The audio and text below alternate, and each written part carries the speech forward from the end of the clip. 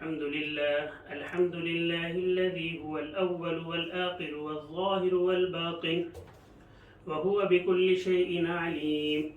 الحمد لله الذي في السماء عرشه وفي الأرض سلطانه وفي البحر سبيله وفي الجنة رحمة وفي النار عقابه.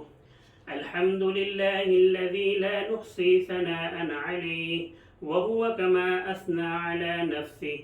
وأشهد أن لا إله إلا الله وحده لا شريك له، وأشهد أن سيدنا وسندنا ومولانا محمدا عبده ورسوله، أرسله بالحق بشيرا ونذيرا وداعيا إلى الله بإذنه وسراجا منيرا. وصلى الله تعالى على خير خلقه محمد وعلى آله وأصحابه أجمعين. أما بعد، فأعوذ بالله من الشيطان الرجيم. بسم الله الرحمن الرحيم. يا أيها الذين آمنوا كتب عليكم الصيام كما كتب على الذين من قبلكم لعلكم تتقون. شهر رمضان الذي أنزل فيه القرآن هدى للناس وبينات من الهدى والفرقان. من يتق الله يجعل له مخرجا ويرزقه من حيث لا يحتسبه. وقال النبي صلى الله عليه وسلم: من صام رمضانا إيمانا واحتسابا غفر له ما تقدم من ذنبه. میرے محترم سامعین، السلام علیکم ورحمۃ اللہ وبرکاتہ۔ اللہ پاک کا ایک حکم، ایک امر ہماری طرف متوجہ ہونے والا ہے۔ رمضان سے پہلے اللہ کے رسول صلی اللہ علیہ وسلم ایک دفعہ منبر پر تشریف لائے تو آپ صلی اللہ علیہ وسلم نے فرمایا: ماذا یستقبلکم، کیا تم کو پتہ ہے کون آ رہا ہے؟ وماذا تستقبلون، کون تمہارے سامنے آ رہا ہے؟ تو صحابہ کرام رضوان اللہ تعالی علیہم اجمعین حیرت سے دیکھنے لگے کہ اچانک آپ صلی اللہ علیہ وسلم نے ایسا کیا سوال کیا۔ پھر آپ صلی اللہ علیہ وسلم نے دوبارہ فرمایا: ماذا تستقبلکم وماذا تستقبلون، پھر تیسری دفعہ فرمایا: ماذا تستقبلکم وماذا تستقبلون۔ تو حضرت عمر رضی اللہ تعالی عنہ پریشانی کے عالم میں کھڑے ہوئے اور ادھر ادھر دیکھنے لگے کہ شاید کوئی دشمن حملہ آور ہو گیا ہے یا کوئی وحی آ رہی ہے۔ تو آپ صلی اللہ علیہ وسلم سے انہوں نے پوچھا، حضرت عمر رضی اللہ تعالی عنہ، کہ یا رسول اللہ صلی اللہ علیہ وسلم، کوئی وحی آ رہی ہے؟ تو آپ صلی اللہ علیہ وسلم نے فرمایا نہیں۔ تو فرمایا پھر کوئی دشمن حملہ آور ہو گیا؟ تو آپ صلی اللہ علیہ وسلم نے فرمایا نہیں۔ پھر آپ صلی اللہ علیہ وسلم نے فرمایا کہ رمضان آ رہا ہے، رمضان آ رہا ہے۔ یہ ایک اتنا برکت والا مہینہ ہے کہ اس میں نیکیوں کو دگنا کر دیا جاتا ہے۔ جس طرح اللہ تعالیٰ کی ہم پر بہت سارے انعامات ہیں، نعمتیں ہیں، اسی طرح اللہ کی یہ بہت بڑی نعمت ہم پر ہے رمضان کی شکل میں، جس میں ہمارے اجر کو دگنا کر دیا جاتا ہے، ہمارے اعمال کو دگنا کر کے دیا جاتا ہے۔ روزوں کا، نمازوں کا جو ثواب ہوتا ہے اللہ تعالیٰ اس رمضان کے مہینے میں دگنا کر دیتے ہیں اور اس کا اجر بڑھا دیتے ہیں۔ ہمیں اس مہینے کو کس طریقے سے بہتر بنانا ہے، اس کی چند کچھ مثالیں میں آپ کے سامنے رکھوں گا انشاءاللہ، کہ ہم کس طریقے سے اس مہینے کو بابرکت مہینہ بنا سکتے ہیں اور کس طریقے سے جو ہے اس کو ہم اپنے لیے اور اپنے گھر والوں کے لیے باعث خیر بنا سکتے ہیں۔ سب سے پہلے ہمیں رمضان کی تیاری شعبان سے ہی کر دینی چاہیے۔ صحابہ کرام رضوان اللہ تعالی علیہم اجمعین رمضان کی تیاری شعبان سے کرنا شروع کر دیتے تھے۔ جس کا شعبان کا مہینہ اچھا گزرے گا اس کا رمضان بھی اچھا گزرے گا۔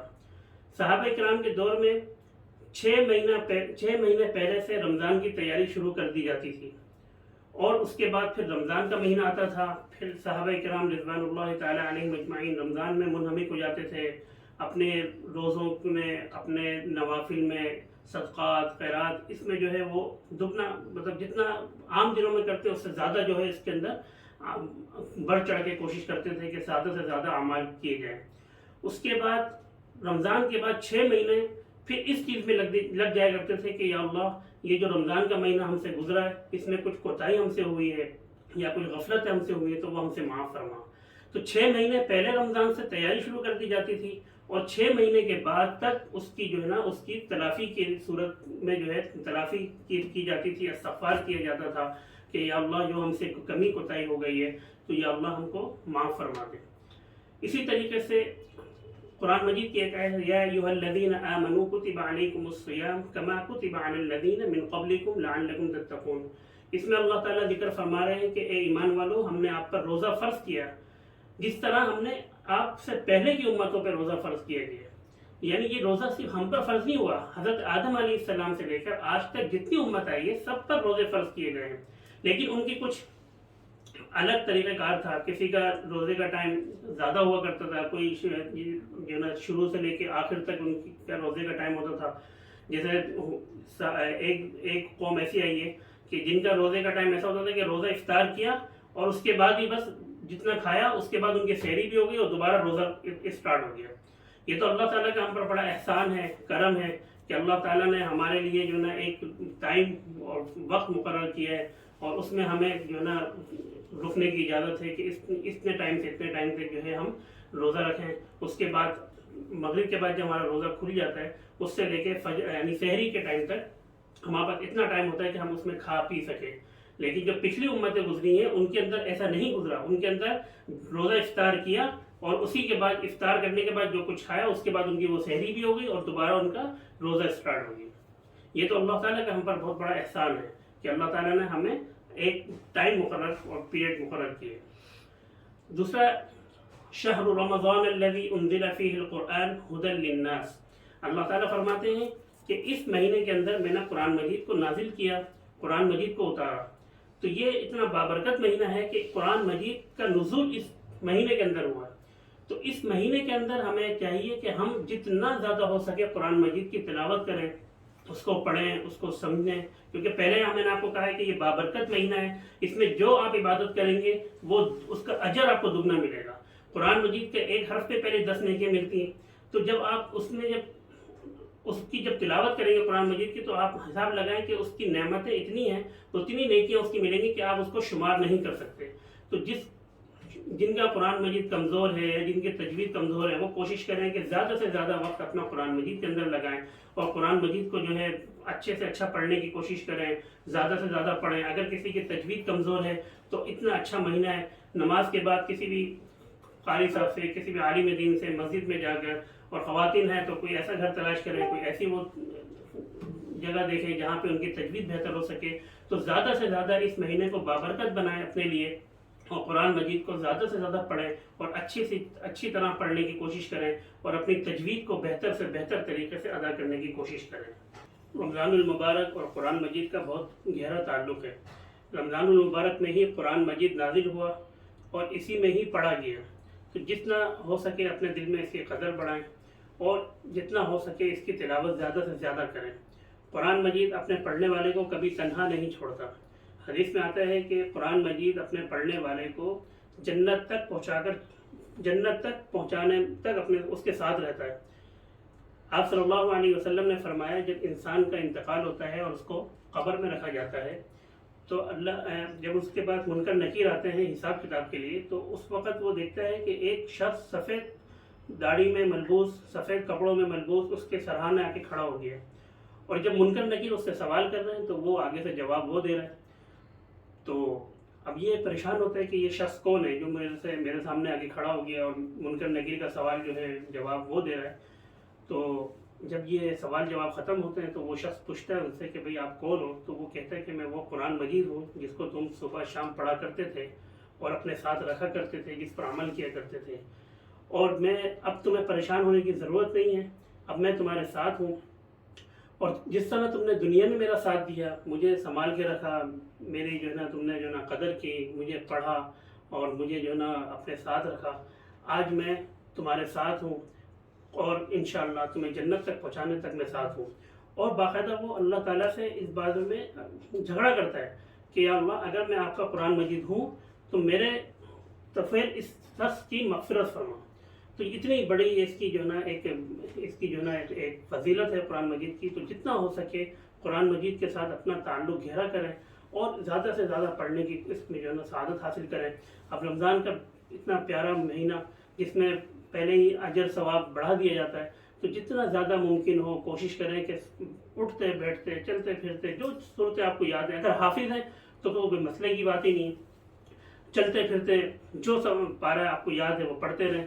اور اگر حافظ نہیں ہیں تو کوشش کریں قرآن مجید کی وہ صورتیں جو زیادہ اہم ہے، جس طرح سورۃ الملک ہے جس کے بارے میں آتا ہے کہ اپنے پڑھنے والے کو کبھی تنہا نہیں چھوڑتی، جنت تک پہنچا کے رکھتی ہے. رات کو سونے سے پہلے اس کی فضیلت ہے پڑھنے کی. اسی طرح سورۃ الواقعہ ہے. سورۃ الواقعہ کی فضیلت میں یہ آتا ہے کہ جو شخص سورۃ الواقعہ مغرب کے بعد پڑھنے کی عادت بنا لے اور اپنے گھر والوں کو بھی اس کی عادت ڈالے تو وہ شخص یا اس گھرانے میں کبھی بھی فاقہ نہیں ہوگا اور وہ گھر کبھی بھی جو ہے بھوکا نہیں سوئے گا.